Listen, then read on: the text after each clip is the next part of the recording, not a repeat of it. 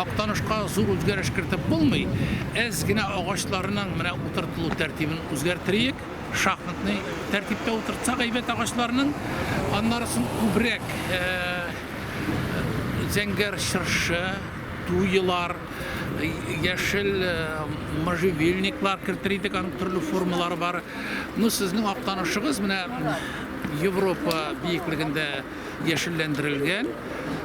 Мин моны нәрсә белән бәйлим? Менә үзегезнең район башлыгының узак еллар буе эшләүе белән бәйле.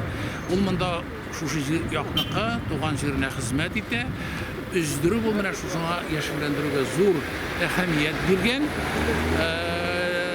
Күбрәк ул биргән әһәмиятне яшел яфраклы агачларга, ылыслы агачлар менә пейзажны байыту өчен, матурлау өчен, күзне камаштыру өчен, күркәмлек булдыру өчен менә бирелгән ул агачлар, ылыслы агачлар.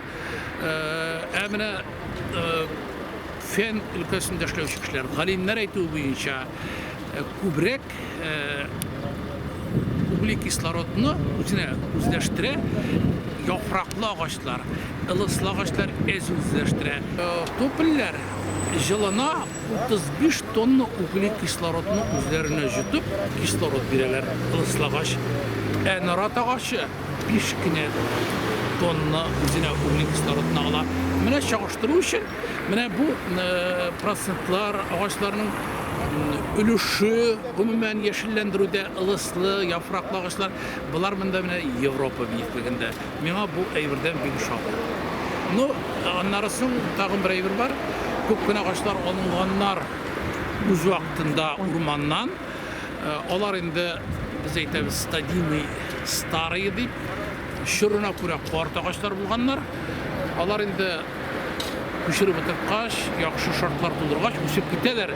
Ну, авыр үсәләр. Менә бу яктан минем инде бер-ике предложением бар. Актанышта бер яхшы питомник булдырга кирәк. Зәвыклы декоративный агачлар үстерү буенча аңа инде бер мастер, бер руководитель алсаң, мәктәп балалары техникум белән дә буны оештырып эшләп китеп була.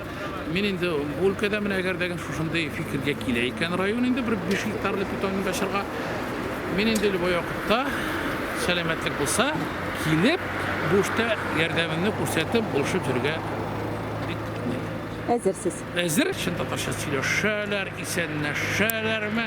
Менә как будто минем монда, мин гомер буе Актанышта торганым, әле мин 3нче мәртәбә генә киләм Актанышка. Актаныш халкына рәхмәт. Агачларга да теге караш бик әйбәт, сынган агачлар юк. Бөтен агачларны акшарлаганнар, шундый чиста иттереп бер биеклектә үзенә бер зәвыклык менә Актаныш зәвыклык булдырылган. Шул ук вакытта Актаныш халкының зиялы икәнлеге, менә мәдәниятлы, табигать белән бергә яши торган халык икәнен күрсәтә алганнар. Менә буларда инде минем сокланып карап йөрим.